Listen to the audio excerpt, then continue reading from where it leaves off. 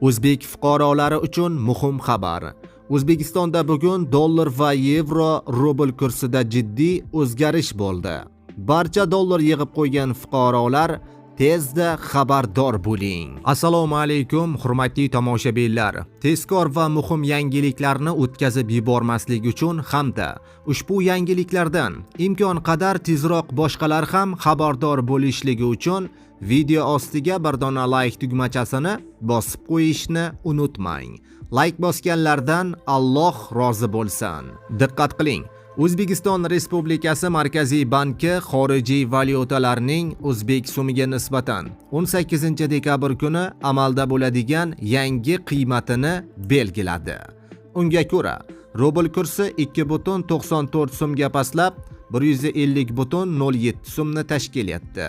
Yevro kursi 103,27 so'mga pastlab 14,129 so'm bo'ldi. AQSh dollarining kursi 45,78 so'mga pastlab 12,059 so'mni tashkil etdi, deyiladi xabarda. Azizlar, videoroliklarimiz keng tarqalib, barcha fuqarolarga yetib borishligi uchun like tugmachasini bosib qo'yishni unutmang.